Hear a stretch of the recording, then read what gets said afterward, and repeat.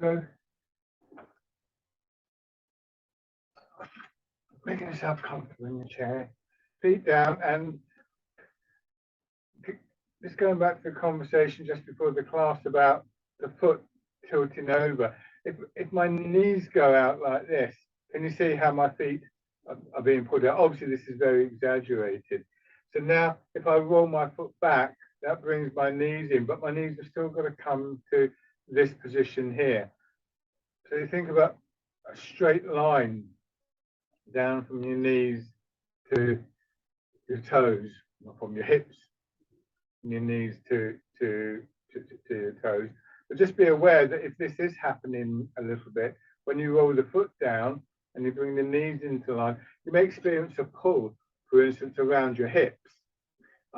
Because obviously there's quite a lot of muscles will actually need to adjust as you start to change things. All these interconnections through the body.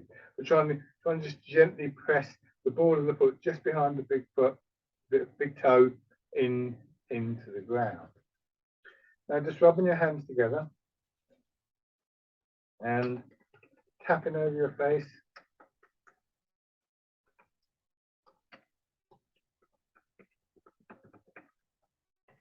Over your head and neck.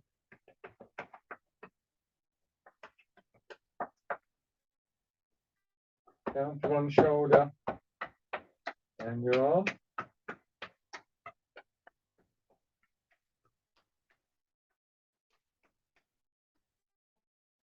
Other side.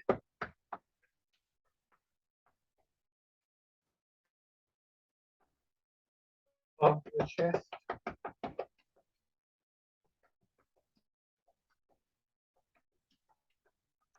Belly.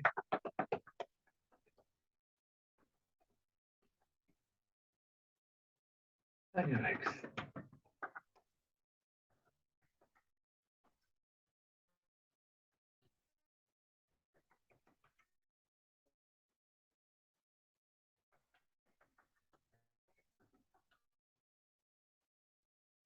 Sitting back, and when I sit back again, you can see, give or take, that you don't want to get too strict about these lines in the body. But I'm not like this.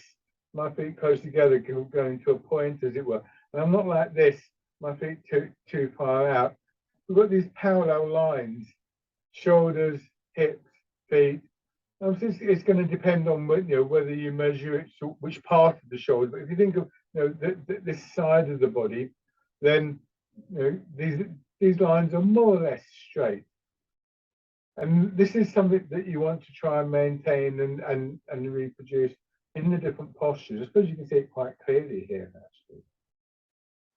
Let your hips drop back into the chair, let the shoulders drop back.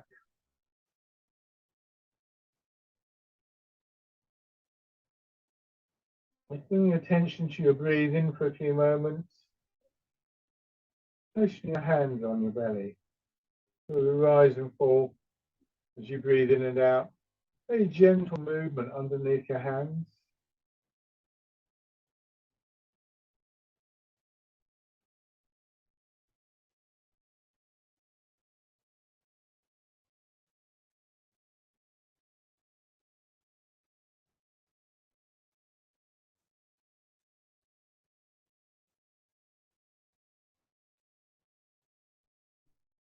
Feeling your thoughts settle in. The body just beginning to sink back into the chair. Notice any areas of stiffness or tightness.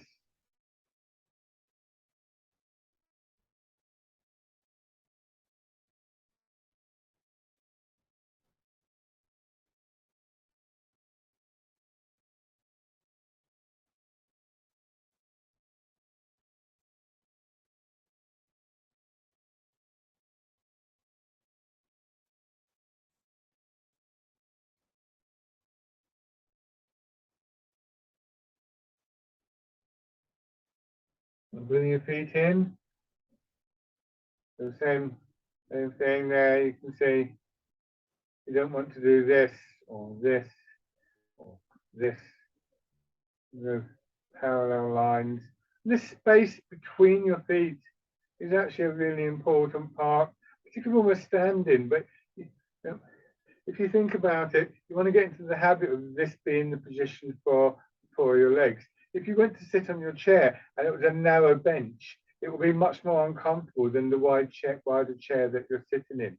And by the same token, we look for that wider stance to start off with, both in the seated and the standing exercises, so that we can comfortably once again get this feeling of our weight sinking down. The strain, stiffness in the upper part of the body in particular beginning to drain away through that space.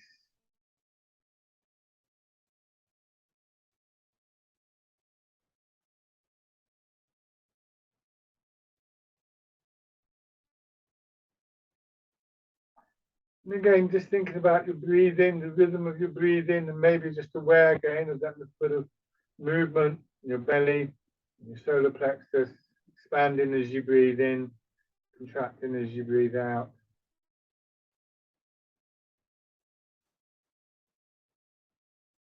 And then just slowly turning your head.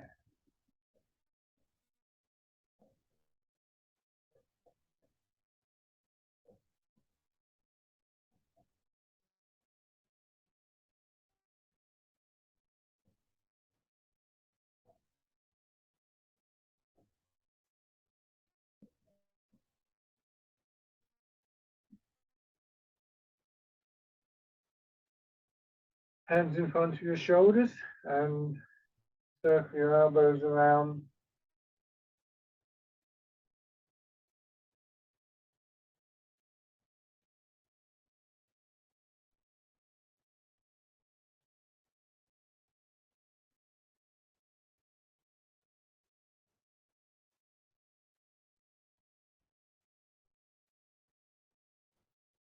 Going forwards. Nice smooth movement, not straining for the movement. So just be aware of the space within your body. Move in that space. Certainly with an idea that you're going to sort of expand that space, but not in a hurry to do that. Hands down to your side.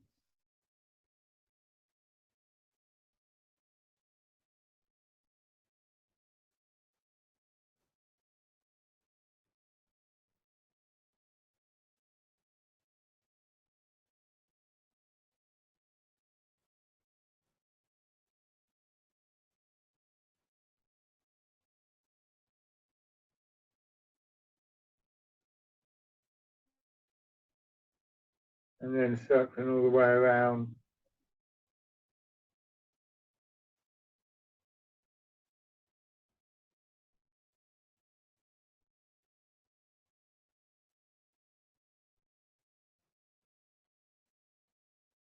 And back the other way.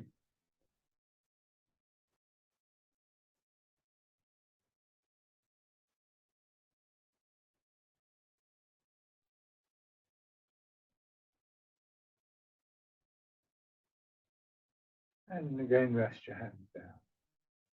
Now just tilting your pelvis forward so your weight goes forwards. Being absorbed by your legs and your feet until eventually they just quite naturally push you back. Now you feel your weight being absorbed in lower back, hips and buttocks until they just fill up and then push you back, so that both areas of the body develop up a very springy feel. And all that's required is to just let your weight drop on those springs and they'll push you back. So we have two basic directions of movement: the pull of gravity downwards through your body, the returning movement, the push back from your body, and that's translated into a forward and backward movement in this exercise.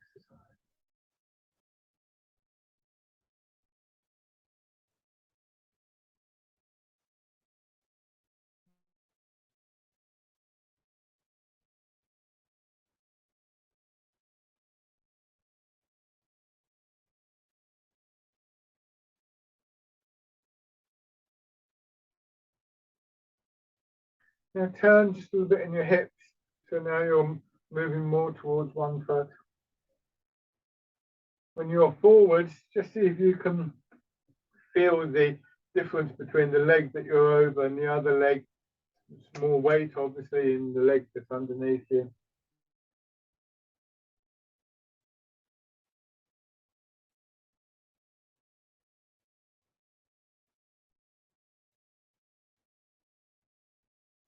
Now turn in the other direction and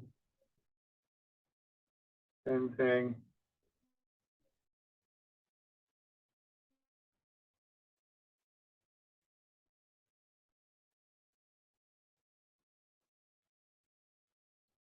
And then letting your weight move from one foot to another, feel your body following that.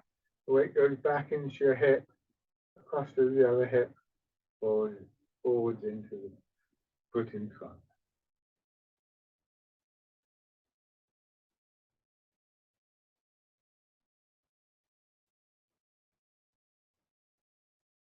So rather than straining in, say, your back or your shoulders to create a movement, try and feel that dynamic quality within your body and let your shoulders, your head follow that dynamic.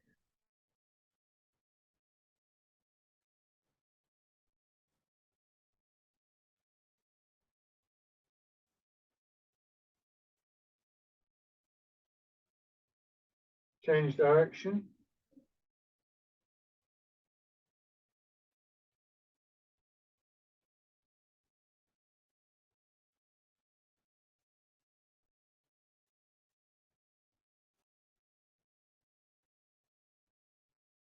And then just see if you can let yourself come to rest at some kind of neutral point. So rather being pulled forwards or backwards or to one side or another. Settle down there, raise one heel, step forwards and back. But when you step, it's heel, toes, and then if you can, just a gentle push into the floor and then bring your foot back.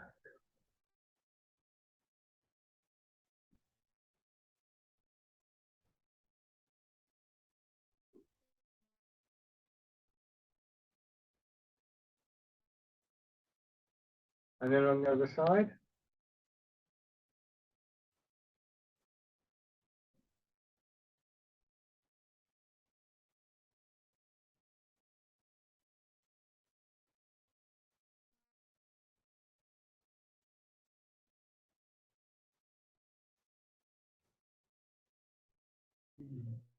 And rest it. Okay. Hands down to your sides. Turn the palms of your hands forwards. Bird folds its wings.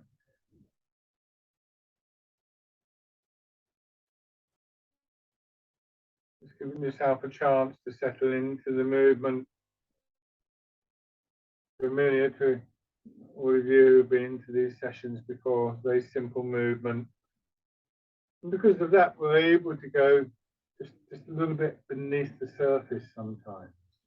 So the repetition and the sets of movements that we build through repetition are a key aspect of how Tai Chi is practiced.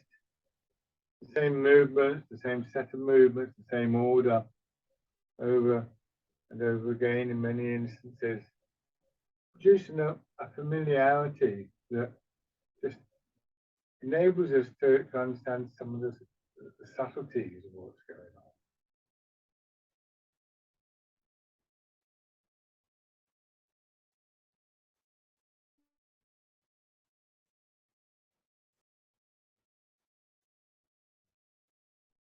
And initially, at least, to really get that feeling of your whole body moving and the changes within your body, the simpler the exercise, the better. And this time, we're going to change to fisherman castanet.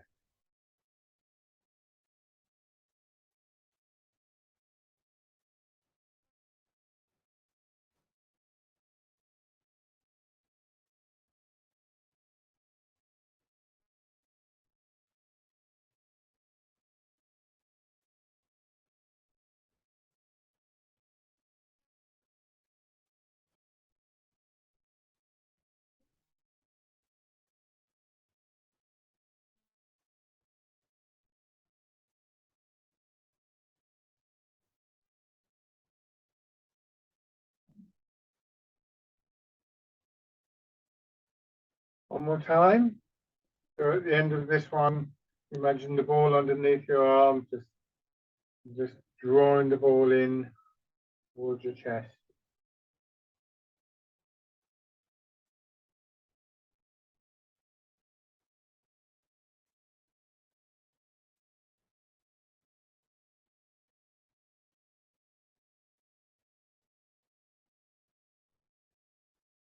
Feel how as your arms are drawn up, there's a nice opening up through the front of your body.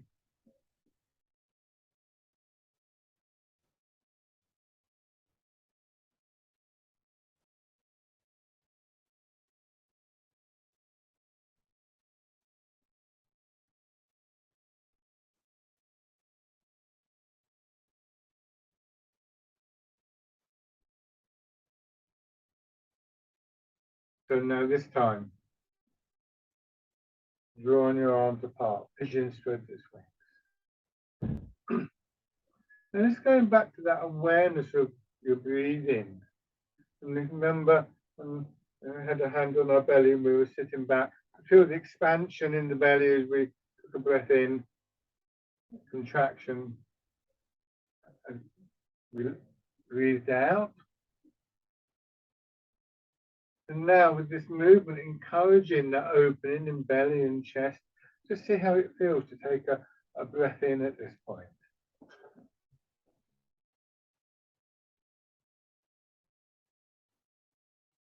If it's not comfortable doing that, then don't labor the point. If you're okay doing it, every now and then, just remind yourself of this when you're doing this exercise.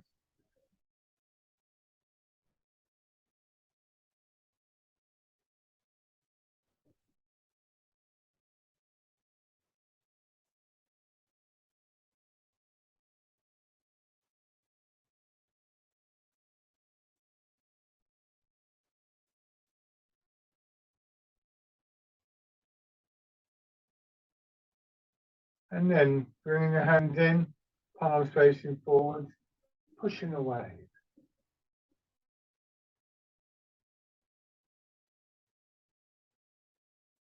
Imagine some obstruction in front of you, but one that is going to move, like maybe a car that's stalled, or water, or a door that's quite stiff.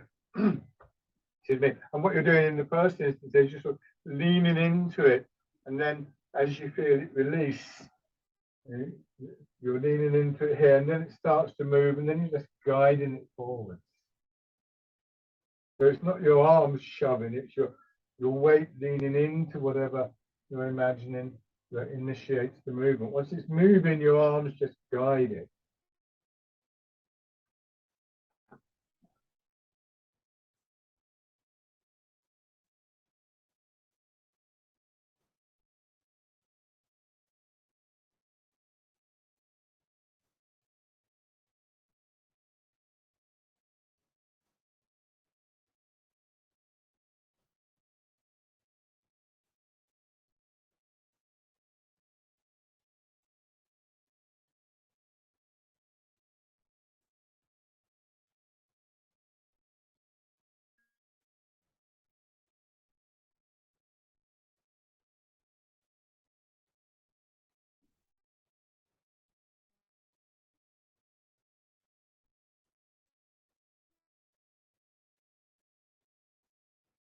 Now, lift your hands, rotate your arms so that they're facing upwards, or the palms of your hands would be facing up if they're open. Rotating face downwards as you go forward. So a sort of spiraling movement comes out from your shoulder and your chest, in fact. Just releasing in that spiral down through your arm. Again, like a spring releasing.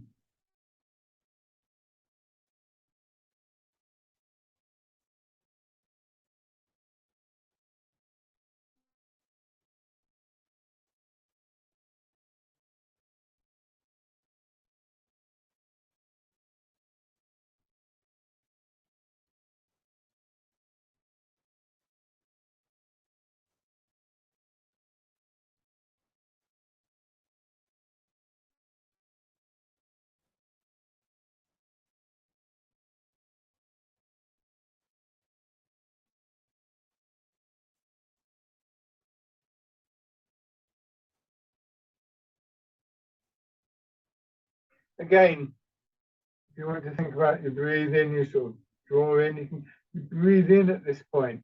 It's almost like you're breathing out through your arms.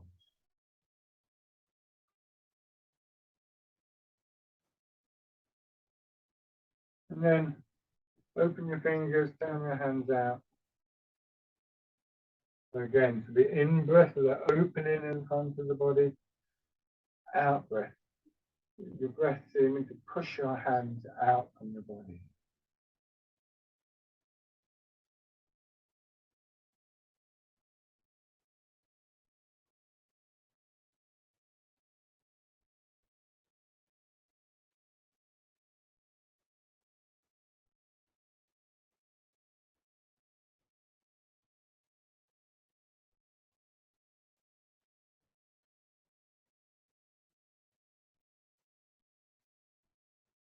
One more time.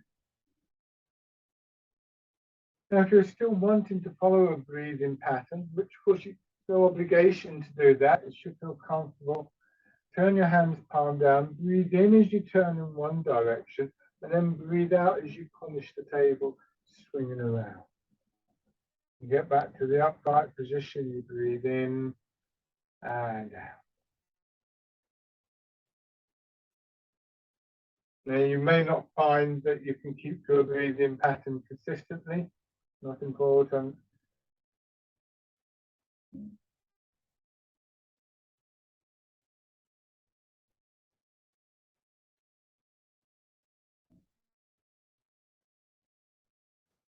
But every now and then you might want to check in with a particular breathing pattern.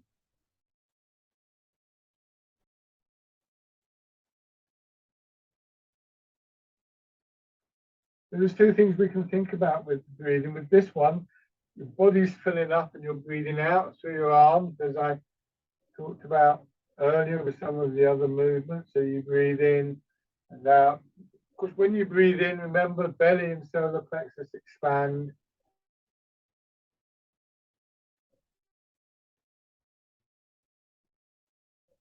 One more on each side.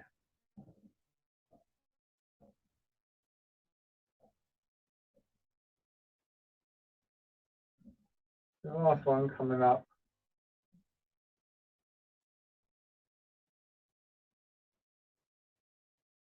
Bring your hands in, your hips sinking back into the chair. Turn your hands palm up. Now with this next set of exercises, the breathing, still following that theme of expansion and contraction, but here you breathe in and it's the filling up of the body that will move the arms. And then breathing out. So you breathe in your belly, and then to your solar plexus, and then to your chest, like water filling the body, lifting the arm, and then lowering it down.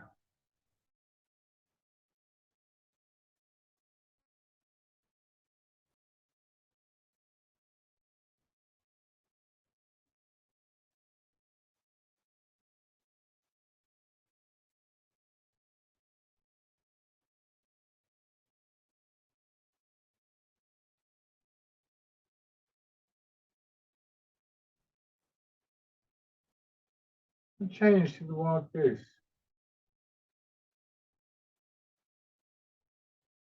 Here you may feel a bit more of an expansion in solar plexus and chest because of the way your arms are moving out.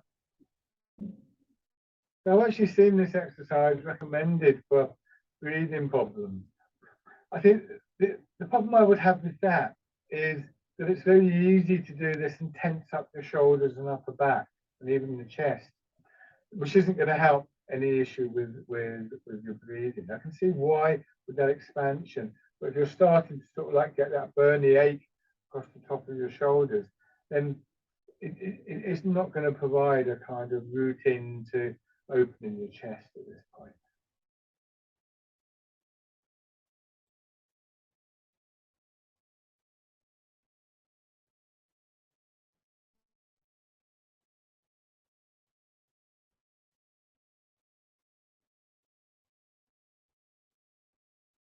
Now, ease forwards, part in the clouds.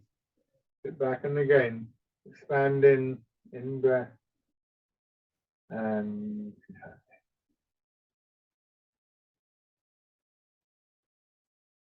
Again, expanding and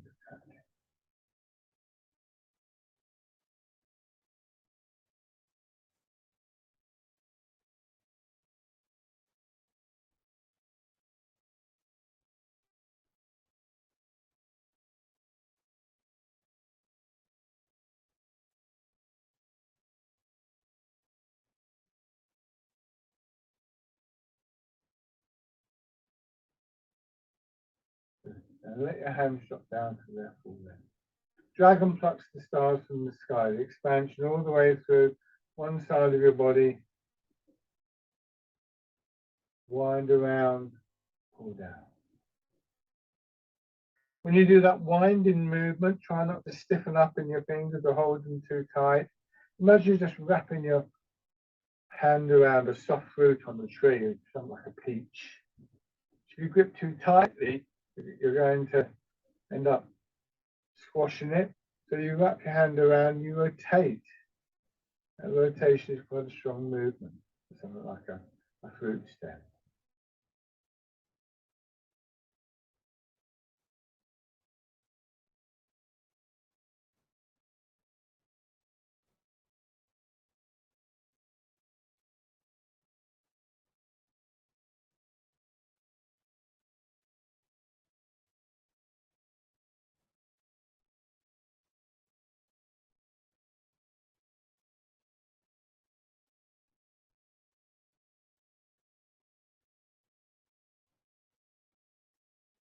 So bring your hands around now in front of you, and again expanding,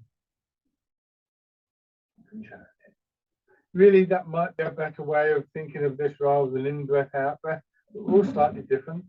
So don't feel that you've somehow failed if you haven't got the breathing in the way I described it, or the movements a bit out, or whatever.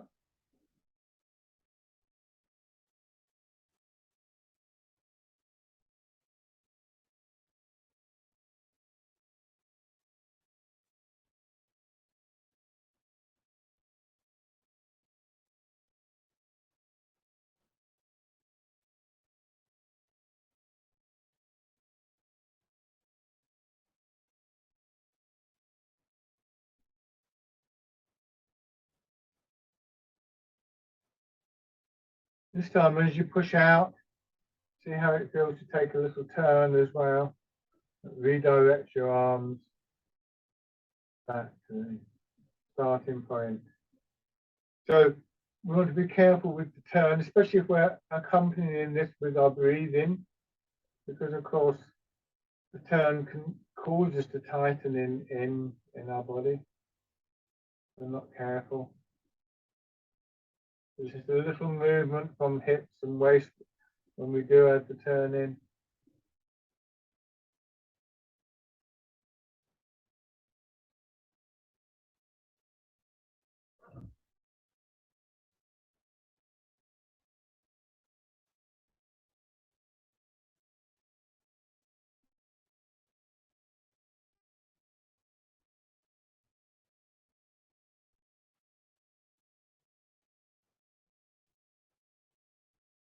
Okay. Now extend one foot, knees just slightly bent, still scooping the sea and looking at the sky. Once again, if you want to try to breathe in, it's very obvious. It's an in breath. As you go forward, the pressure on your belly will tend to just gently push your breath out. So the breathing patterns come out of a combination of breathing, obviously, movement and posture, and our intent, what we might feel the purpose of the exercise is. I'll come back to that in a moment.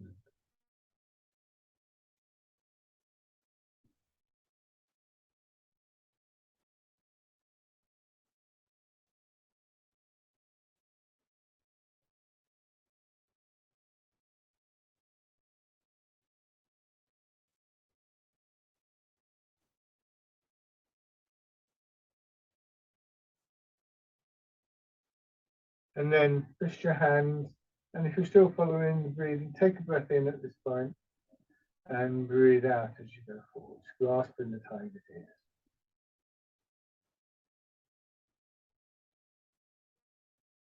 Even if you are looking to follow breathing patterns, you don't have to do it every single time. I tend to refer back, following this principle that our breathing follows the pattern of expansion and contraction in combination with the intent. One more time.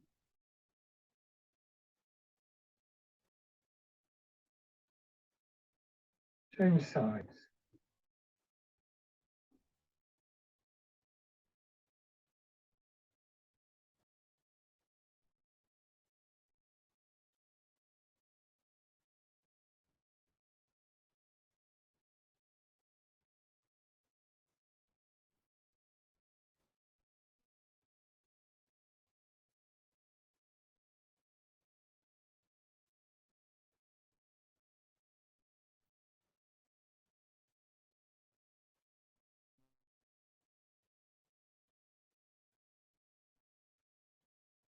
And then change.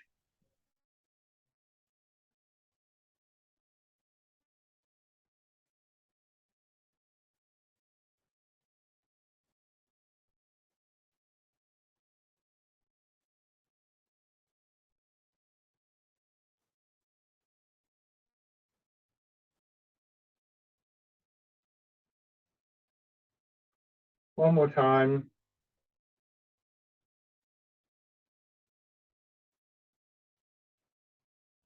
Good, and bring your feet down. So going back to the idea of how the breath relates to our movement and posture on the one hand, but also our intent. Movement and posture, I think, are fairly straightforward. I've talked before about, if you've got good posture, then the breathing will come quite naturally. You're not tense anywhere that is going to affect your breathing and so on. The intent bit is a little bit different. So if I'm doing something like pushing a wave, there's a sense in which I've got an idea of something outside of me. I'm pushing against something. So what I'm doing there is I come back and I take a breath in, and then I breathe out and I push forwards. And so I'm breathing out through my arms. It's part of the expression of the movement. If I compare that to something like, say, the wild goose, the in-breath here is filling not just my belly and chest, but my arms as well, and then emptying away. So my whole body is expanding and contracting. So two slightly different things. There isn't necessarily an external reference point for the wild goose, but there is for the pushing. You're pushing against something that's part of the image that you're actually pushing against a degree of resistance. Whereas with the wild goose, you're just trying to get your whole body to expand as one unit. Pushing away divides it really, because we breathe in, we come back, we feel the belly and the chest, but the arms are drawn in. They're empty of the breath, shall we say. But as we go forwards, we breathe out, and it's almost again like we breathe out through the arms. The breath fills up the breath, the length of the arm, but then it's empty and we come back, so we recharge. And I've used the term bellows breathing to describe the breathing method of drawing air in by expanding your belly, the solar plexus, and then your chest. And if you think about it, if I had a bellows and I was pumping up apart, I'd pull the arms of the bellow apart, and that would be my in-breath, drawing air into the lungs. And then I'd squeeze them together, and I'd push the air out through the front of the bellows, and that would be like the arm being pushed out by the breath. So you can interpret these things in different ways, and so your breathing becomes part of the whole picture, but not necessarily, not inherently with a breathing pattern. You could do the same exercise with a different breathing pattern, with a slightly different intent in some cases. Not always, but sometimes that you could get that. So, you know, it's interesting to look at our breath, but there's very few exercises that we do in these sessions where there is a particular breathing pattern. And even when I offer that, there's always the rider that it's got to feel comfortable for you. So even if it is the correct breathing pattern theoretically, it may not be in practice. It just doesn't. It doesn't necessarily work like that. So just rubbing your hands together.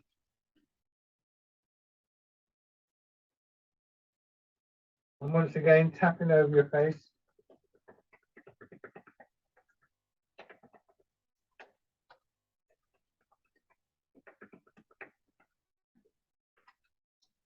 Over your head and neck.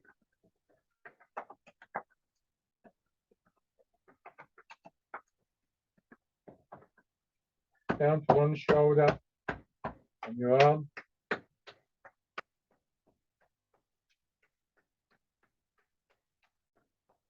The other side.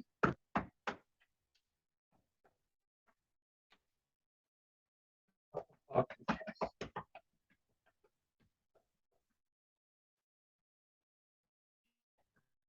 Belly.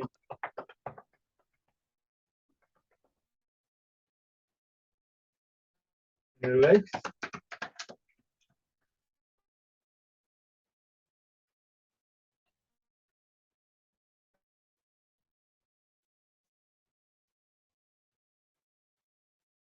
There. And then just pushing the balls of your feet into the floor, pushing your knees up and down. See my knees rising and falling, feel what's happening, calves and thighs. Good. And then taking them around in circles, feeling the rotation into your hips.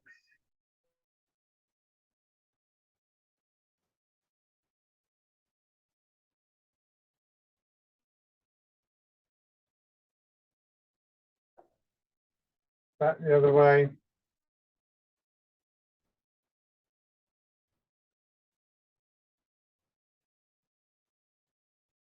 Okay, and then standing.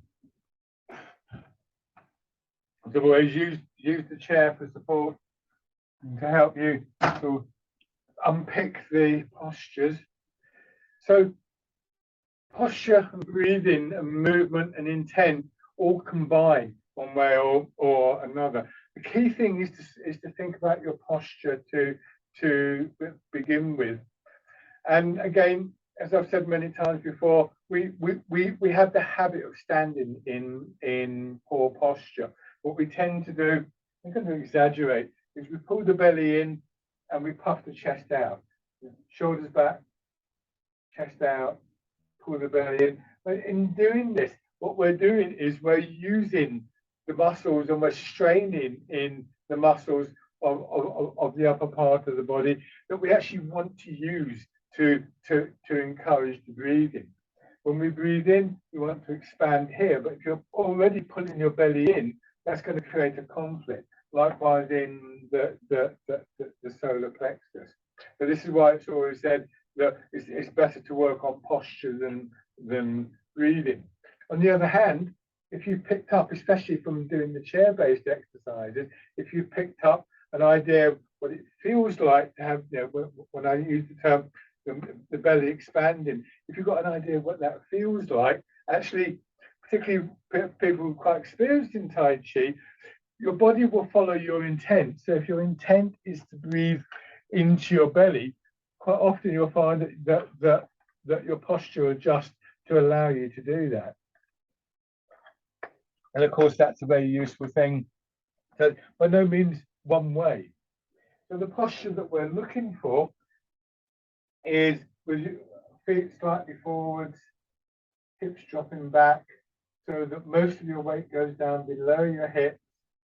And so where the muscles of your upper body, including the belly, are still being used, but they're not having to strain to hold you up. So they have a greater capacity. They can actually do other things, shall we say.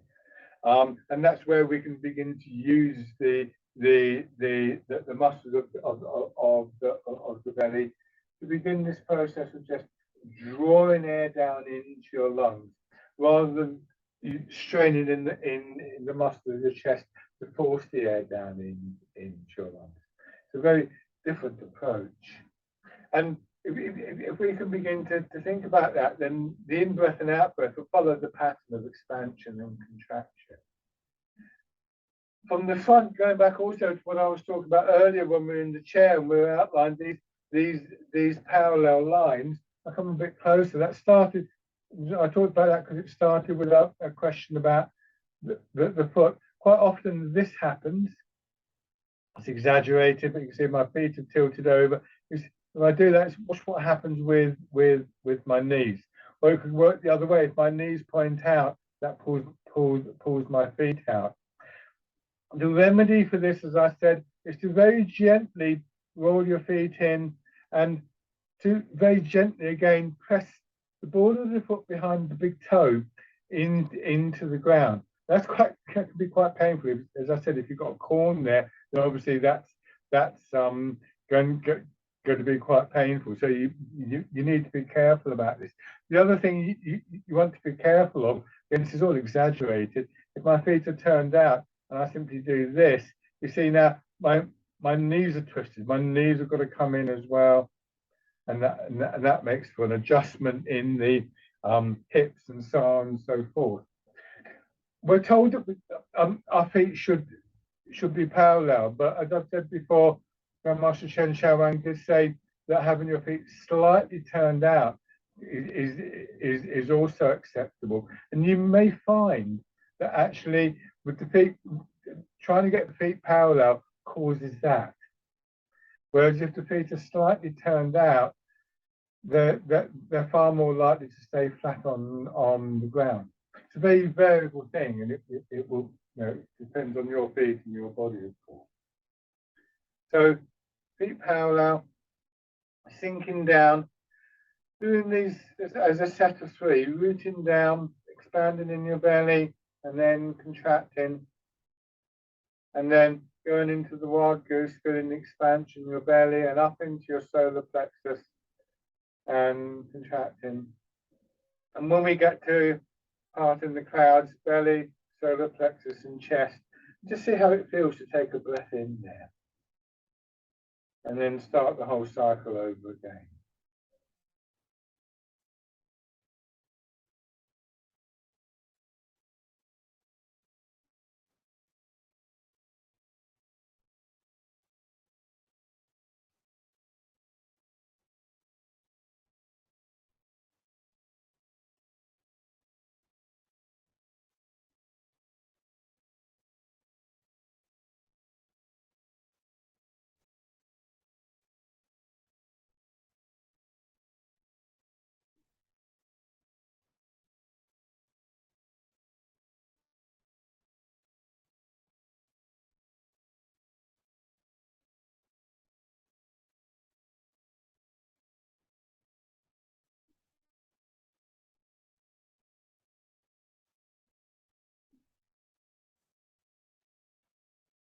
One more round.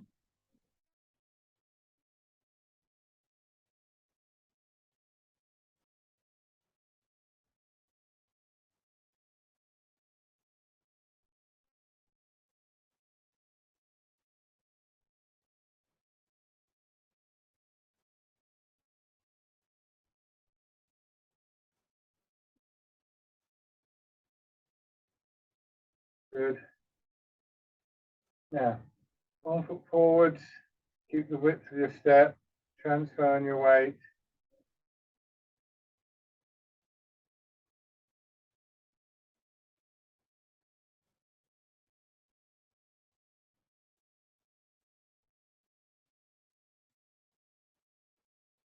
Notice here again, I've got that straight line down. I want the straight line to allow a free passage for my weight to go down.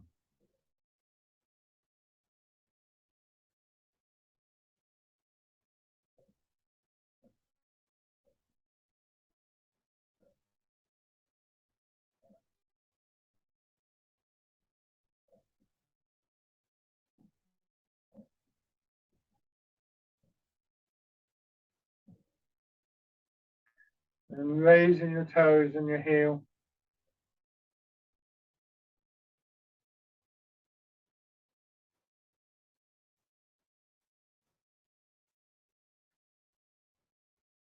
And stepping in.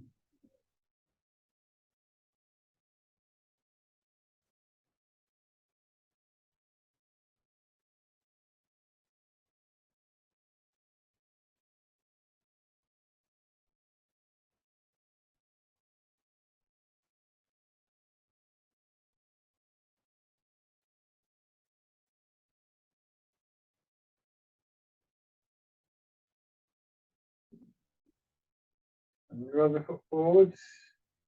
First, just a simple transfer of your weight.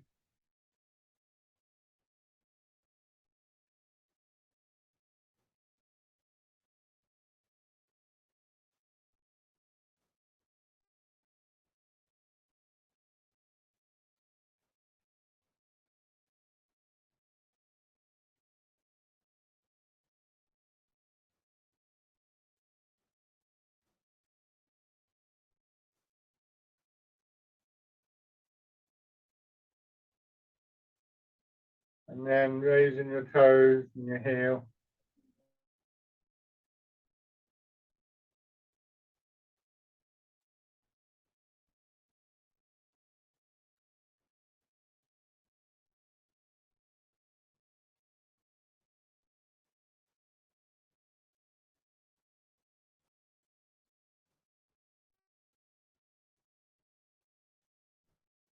And then stepping in.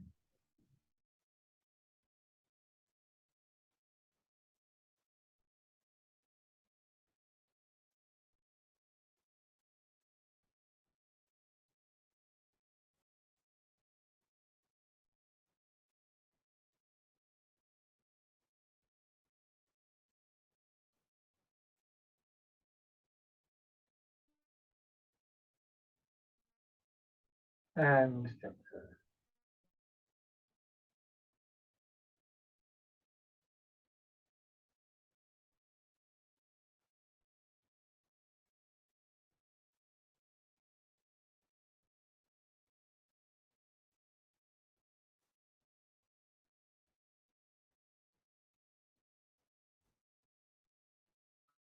And then going back.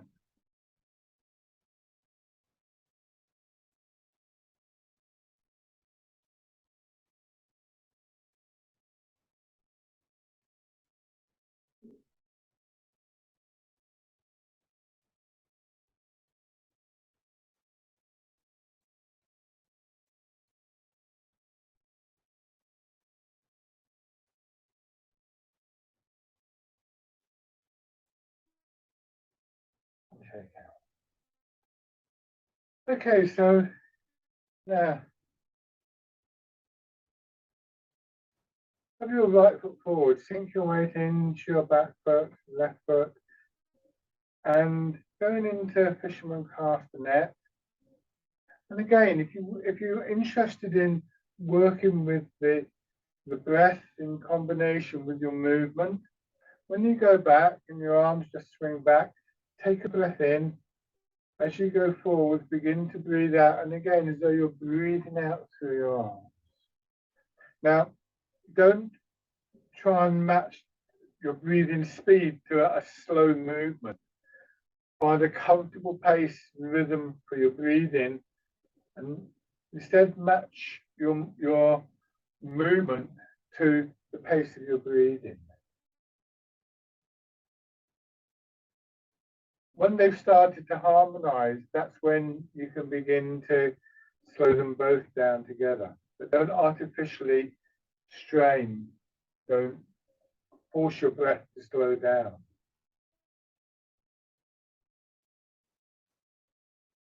You may find there are variations in the speed as well, particularly as breath and body and mind start to establish a sort of connection.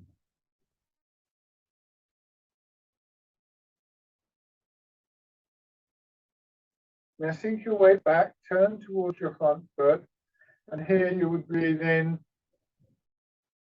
and then breathe out going forward, settle into the front foot and turn Breathe in and out. So this is Wind Blows the Willows with that pattern of breathing. If the pattern of breathing suits you, again, I would emphasize, don't force the breath. Try it for a couple of rounds and see how it feels.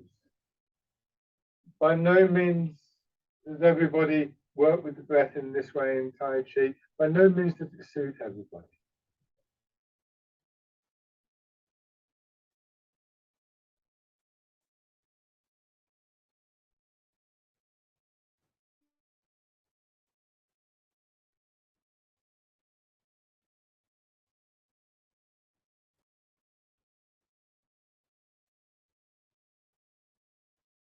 Okay, good. And then change over. So either with a distinct breathing pattern or just letting the breath follow whatever suits it. And sometimes it's worth doing that. It can be quite surprising how that works. Fisherman cast the net.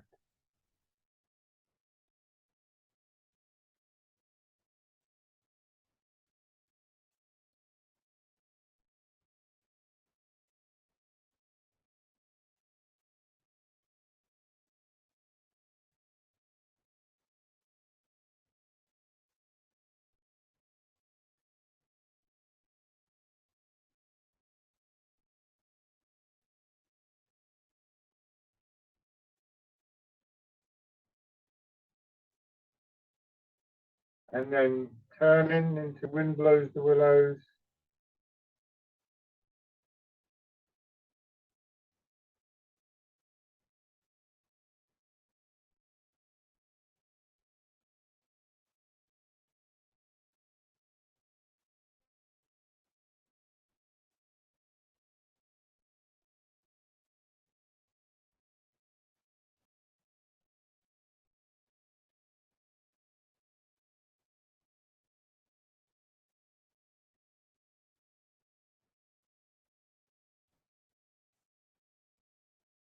This time, turn your foot out. And when you go forward, bring the back foot in, step through. Dragonfly skims the water.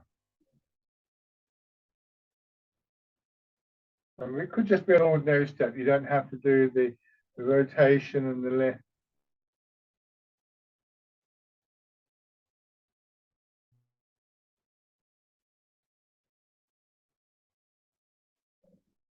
One more time.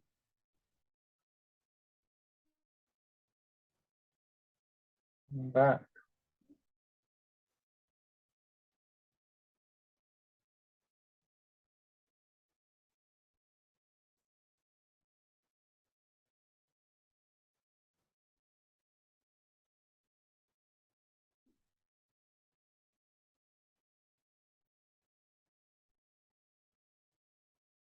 Once more.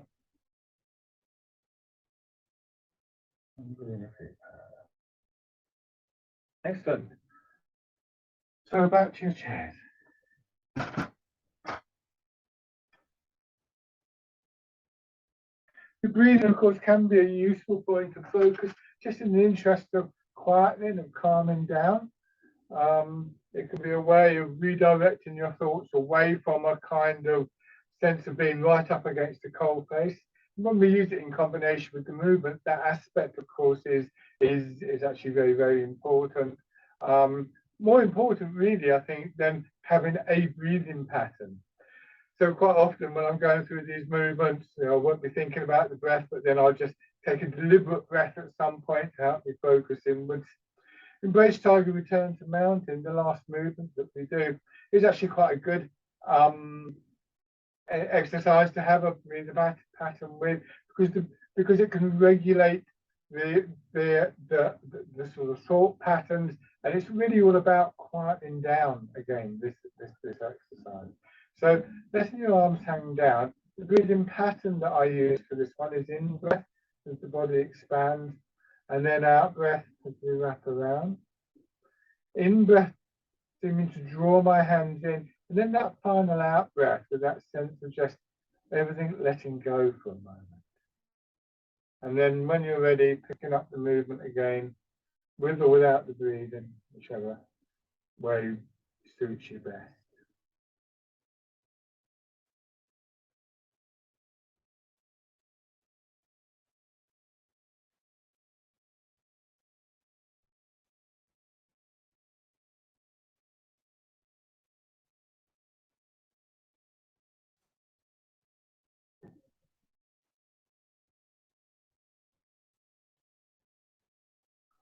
One more round.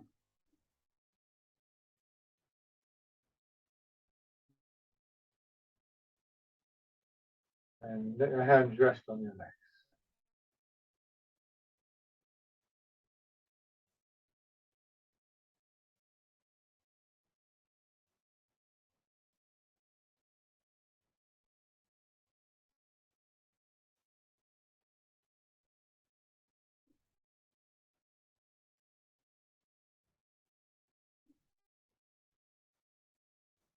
And open your eyes.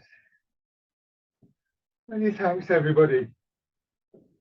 So try the breathing, see how it works for you.